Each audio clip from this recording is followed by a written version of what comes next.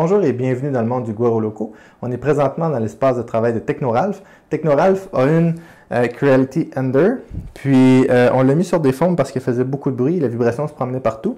Puis, alors ce qu'on va faire, on va installer les Silent Blocks dessus ou les amortisseurs de choc qui sont ici.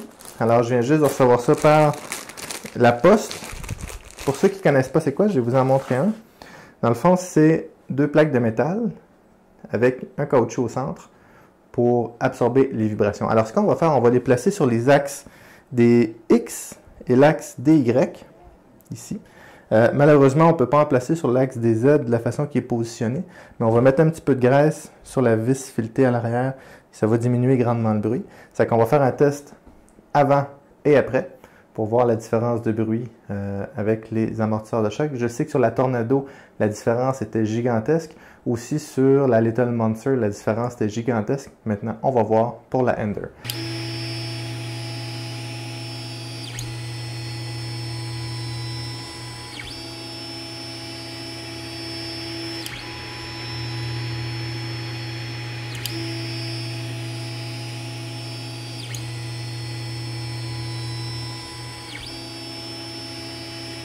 La première étape est d'enlever les vis qui sont ici à l'arrière du collant. Alors, c'est d'enlever le collant. Si vous voulez garder le collant, enlevez-le doucement. Sinon, vous pouvez simplement le percer. Il y a 4 vis à l'arrière. Je vais mettre le collant ici. Et puis, on a besoin d'une clé hexagonale.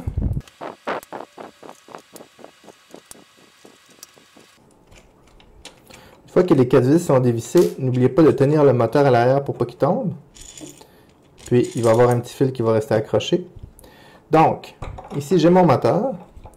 On va débarquer la courroie. On n'est pas obligé de la débarquer, mais c'est pour vous le montrer. Ici, j'ai 2 vis. Il va falloir que je sorte un petit peu ma poulie, étant donné que mon moteur va être un petit peu plus rentré. Donc, je vais mettre mon moteur ici quelques instants, puis je vais prendre l'autre clé hexagonale pour dévisser la poulie.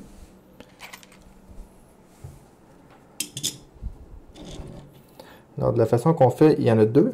Puis, il y a une des vis qu'il faut que ce soit sur le côté plat. C'est la même.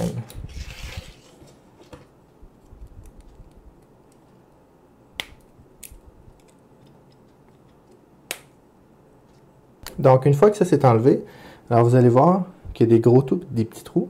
Les gros trous vont du côté moteur. Et puis, pour visser les vis, j'utilise simplement des vis à lecteur CD pour tenir après le moteur.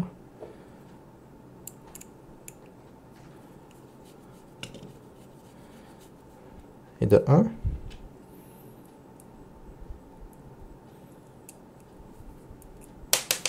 Oups.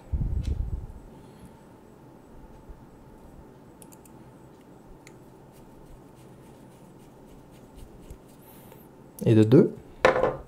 Maintenant ici, je vais avoir besoin seulement que de 2 vis. C'est-à-dire, il va comme ça ici. Mon moteur va comme ça ici. Donc, la vis en haut à gauche et en bas à droite. Donc, je peux enlever ces 2 vis-là. Avant de mettre les vis, je vais ajuster ma roue dentelée. Comme ça ici. Alors, n'oubliez pas, il y a un côté plat sur le moteur. La façon facile pour ne pas se tromper, c'est on met le côté plat en haut. Comme ça ici. Parfait. Alors, pour bien la centrer, assurez-vous qu'elle est au milieu de l'espace ici, là, de l'extrusion. Et puis, avec la clé, on vient resserrer la vis sur le côté plat. Et ensuite, sur l'autre côté ici. Et voilà.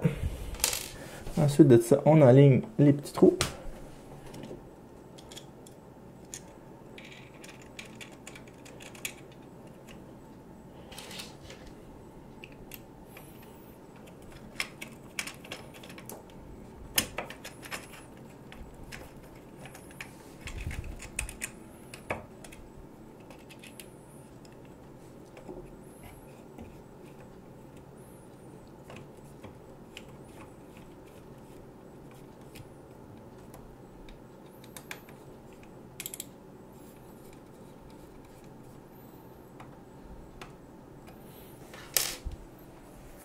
Maintenant, il va rester l'autre affaire ici. C'est le même principe. Dans le fond, je sors mon moteur, je mets mon silent block ici au milieu. Je le fais tenir avec 2 vis. Puis, je mets les 2 vis avant qui vont tenir le silent block. Puis, je réaligne ma roue. À l'installation, alors, on a installé le deuxième amortisseur de choc ici. On s'est aperçu que le moteur est un petit peu tassé. Et puis, ça vient à côté sur la base en dessous ici, qui est en V. Et puis, ça empêche de venir activer le détecteur de fin de course ici. Donc, il y a différentes solutions pour régler ça. Je peux mettre un bloc après ma base en bas. Il faut que je me l'imprime de la bonne distance. L'autre solution, c'est de dévisser le détecteur de fin de course. Alors, c'est les 2 vis du bas.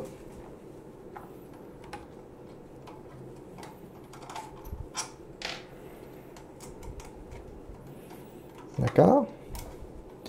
Et puis à partir de là, j'ai 2 solutions. La première, c'est de simplement mettre la vis d'en arrière dans le trou d'en avant. Puis de le faire tenir à une vis. Ça va tenir en masse. L'autre est de mettre une vis un petit peu plus courte que ça avec un écrou marteau dans mon premier trou ici, puis de glisser l'écrou marteau ici. Dans mon cas, j'ai pas de vis proche à portée de main, donc je vais laisser ça comme ça ici. Donc lorsque mon bed va reculer, alors il va atteindre mon détecteur de fin de course. C'est juste que je vais perdre environ 1 cm d'impression à l'avant de mon bed. Donc c'est installé. Maintenant, on va le tester.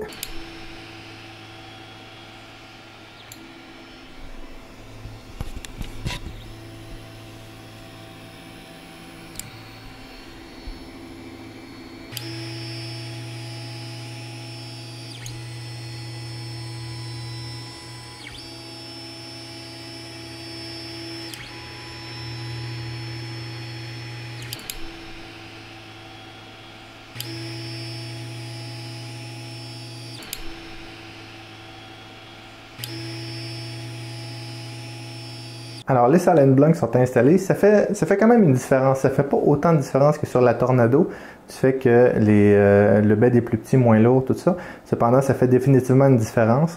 Je dirais pas que ça fait 50% moins de bruit, mais je dirais un 30 à 40% moins de bruit. Règle du pouce, selon les niveaux que j'avais sur mon micro.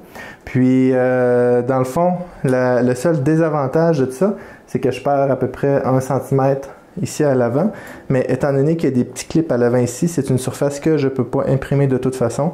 Il faut que je garde les petits clips en place. Donc, je pourrais donc dire qu'il n'y a pas vraiment de désavantage à mettre les silent blocks. Au niveau de la qualité, ça va être la même chose. Au niveau de la vitesse, ça va être la même chose. C'est au niveau du bruit.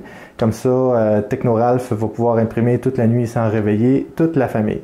Alors, petite vidéo simple. Je sais que plusieurs d'entre vous savaient déjà comment faire, mais si quelqu'un hésitait pour installer les silent blocks. Alors vous voyez que c'est pas si compliqué que ça. Celle-ci avait une petite particularité au niveau du détecteur de fin de course, mais c'est pas comme ça pour toutes les imprimantes. J'espère que vous avez aimé la vidéo. Si vous avez aimé ça, s'il vous plaît, mettez un like, abonnez-vous à la chaîne et à bientôt.